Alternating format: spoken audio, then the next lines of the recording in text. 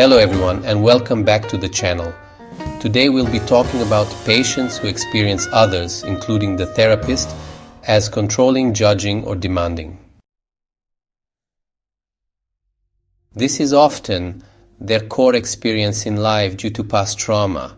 They expect their autonomy and free will to be violated, and as a result, they may act out in therapy, speaking over the therapist, projecting their own will onto the therapist, and then feeling afraid of that very projection.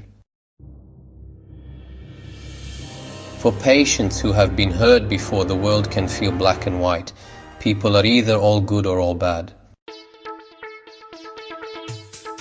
The goal of therapy is to help them internalize what they project onto others so they can develop a greater sense of safety within themselves and in relationships.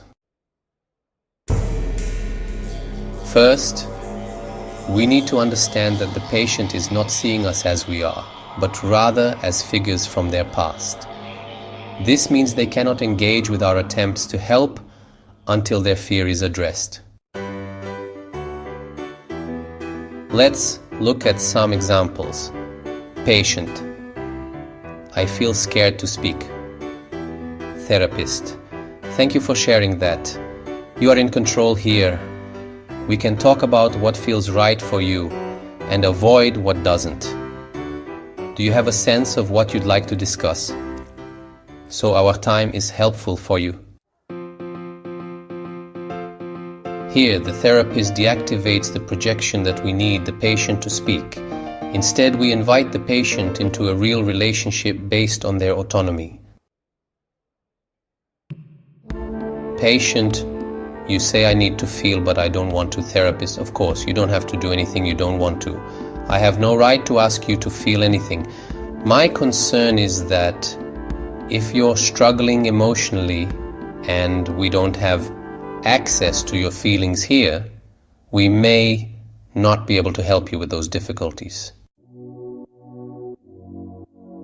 In this case, the patient is revealing their core struggle. I must submit to others' demands and live in fear of what happens if I don't.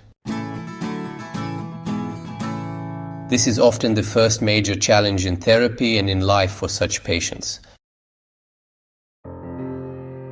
When the therapist does not reinforce the projection, when we don't demand, push, or impose expectations, we invite the patient into a relationship where their autonomy and choices are respected. This allows us to connect with the person underneath the projection. The part of them that is faulty, is afraid, but also wishes to heal. Therapists can sometimes fall into the trap of trying to do therapy or asking patients to do things while they are caught in a strong projection.